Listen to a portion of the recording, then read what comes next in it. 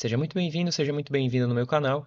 No vídeo de hoje a gente vai ver como melhorar aquele nosso código do C Sharp que tem apenas um Hello World, como a gente consegue pedir informação para o usuário, criar variáveis, armazenar esses valores e aí trabalhar com esses valores dessas variáveis, beleza? Então, bora lá! Então vamos lá, tá aqui o código da aula passada e vamos escrever ele aqui de um jeito um pouco mais decente, né? Como o C Sharp é uma linguagem orientada a objeto, vamos escrever ela de forma que fique mais fácil depois para a gente conseguir utilizar a orientação a objeto ao nosso favor.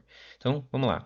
Primeiro de tudo, a gente vai criar um namespace. Esse cara aqui, eu não vou explicar necessariamente o contexto dele agora, a gente aguarda um pouquinho para quando chegar lá em funções ficar mais fácil de entender o que é um namespace.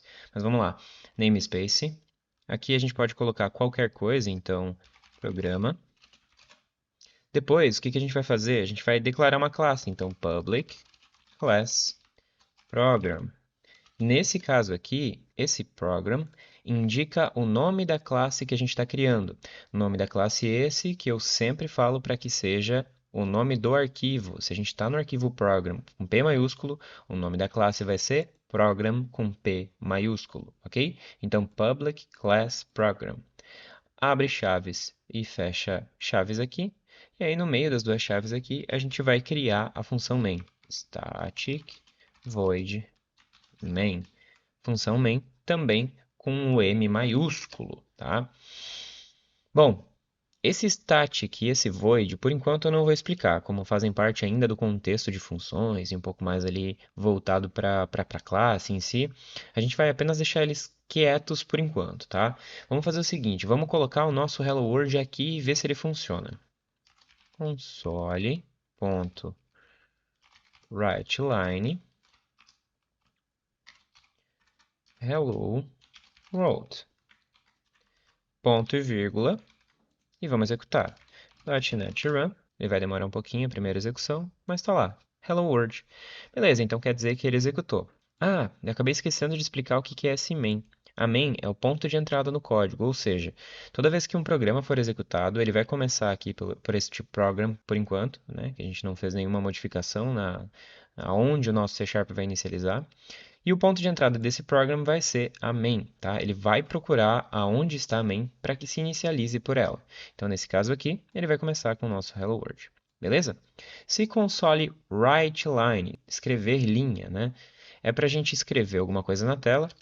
O console.readline é para a gente ler alguma coisa na tela. Só que quando a gente lê alguma coisa na tela, a gente precisa armazenar esse valor em alguma variável, certo? Então vamos fazer o seguinte, deixa eu trocar o texto aqui de Hello World para digite um número, dois pontos, espaço. E aí aqui, ó, vamos declarar uma variável. Existem vários tipos de variáveis. Eu falei um pouco melhor sobre tipos de variáveis no vídeo de C++. É interessante você dar uma olhadinha lá. Ele não necessariamente é um pré-requisito para você entender sobre C Sharp, só que eu vou passar um pouco mais rápido agora nessa questão de tipagem, porque já tem um vídeo aqui no canal falando sobre isso. Então vamos lá. Aqui eu vou criar uma variável do tipo inteiro, né? Eu vou chamar ela de num, e aí eu vou atribuir valor desse meu readline, ou seja, num recebe o readline. Só que aqui, ó, ele já começou a dar um problema. Ah, mas o que está acontecendo aqui? A gente tem duas opções: passar o mouse por cima e ler esse cara aqui, ou tentar ir no Google e perguntar o que está acontecendo. Cá entre nós, a forma mais fácil é ler. Ele está dizendo aqui que ele não consegue converter implicitamente o string em int. Ou seja, o readline é uma função que vai ler alguma coisa na tela e o retorno dela vai ser string, ou seja, um texto. Ele não consegue converter esse nosso texto para um valor inteiro, então a gente precisa converter para ele. O C Sharp ele já tem uma classe que vai auxiliar nesse tipo de conversão, que é a convert, ou convert, não sei como vocês preferirem aí. E aí, como a gente vai estar convertendo para int, basta selecionar o toInt32 ali, e aí ele vai fazer a conversão, beleza? Existe diferença entre o toInt16 e o toInt64 com o toInt32, mas eu não vou entrar em detalhes agora porque senão vai confundir. Apenas saiba que, se você quiser converter para inteiro, usa o toInt que não vai ter erro, que vai dar tudo certo. Então, beleza. Pedimos o valor ali em tela. O que a gente pode fazer agora é consolar esse valor, mostrar para o usuário que realmente ele digitou. Então, console.writeLine o valor digitado foi, ponto e vírgula. Bom, aqui eu estou escrevendo um texto e eu quero colocar uma variável junto, ou seja, eu quero concatenar uma variável. Neste caso, eu posso apenas vir no final do texto, colocar um mais e escrever num. Outra forma de colocar uma variável aqui também é o template string. Só que para usar o template string, você precisa colocar cifrão na frente, e aí você não vai usar esse mais aqui. Dentro da aspa, né, dentro do contexto aqui de string, você vai abrir e fechar objeto, né, abrir e fechar chaves, e aqui você vai colocar a sua variável, por exemplo. Ele vai fazer exatamente a mesma coisa nesses dois casos. Tá? Você pode escolher qualquer um dos dois para usar. Sinceramente, o segundo ele é mais bonitinho. Só que, né, se você quiser usar o primeiro, fica à vontade. Então, vou salvar o programa aqui, .NET Run. Olha lá, digite um número. Vou colocar o 12. O valor digitado foi 12. E foi 12 da mesma forma, não mudou nada. Então tá, vamos fazer o seguinte, vamos pedir mais um número aqui.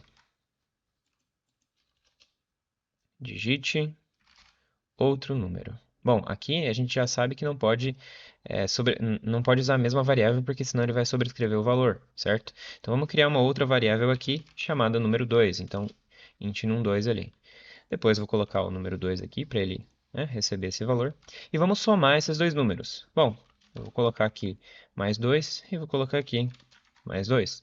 Em teoria, continua da mesma forma, né?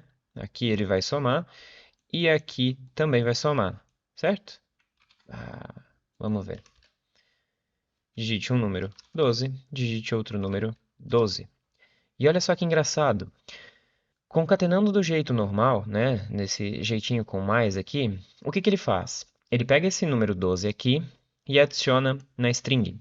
Ou seja, ele vai pegar o valor digitado foi e vai adicionar o 12 nessa string. E depois ele vai adicionar um outro 12, que seria o meu segundo dígito, né? A essa string também. Ou seja, vai se tornar uma string maior ainda. Ele não vai fazer a soma antes de adicionar com string.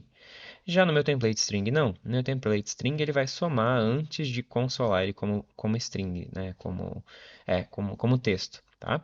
Mas nesse caso aqui, eu ainda consigo fazer uma gambiarrinha, que é usar os parênteses, né? Para fazer com que ele primeiro execute a soma e depois escreva o valor em tela. Então vamos lá.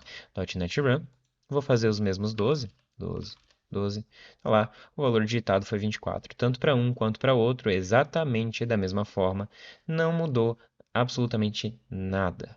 Beleza? Então aqui a gente conseguiu aprimorar o nosso código aqui, né? Conseguimos dar um pouco mais de vida a ele, onde o usuário agora consegue interagir com a gente.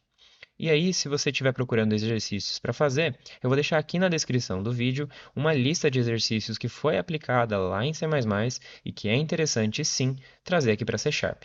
Ok? Eu já vou aproveitar o embalo e falar que aqui você também pode usar a estrutura de condição e estrutura de repetição da mesma forma que era usado lá no C++. A estrutura de condição que a gente viu naqueles vídeos era o if, se você não lembra. Se você não viu, eu recomendo muito que assista esses vídeos, tá? Porque vai te ajudar bastante. E a estrutura de repetição que a gente viu lá foi o for e o while. Eita, nós. While. É o do while. Ah, eu não vou falar mais a fundo sobre ela nesse vídeo aqui. Eu vou deixar linkado aqui em algum canto aqui da tela, não sei, para o vídeo onde eu falei sobre if e for, tá? Eles vão funcionar exatamente da mesma forma aqui em C Sharp. Afinal, o C Sharp, ele se originou, ele surgiu, digamos assim, com base em C++.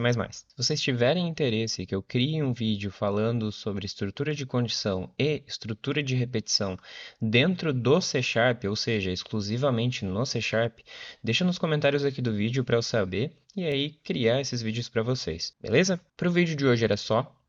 Espero ter te ajudado. Se por acaso esse vídeo te ajudou mesmo, deixa o like aí para eu saber que ele realmente te ajudou.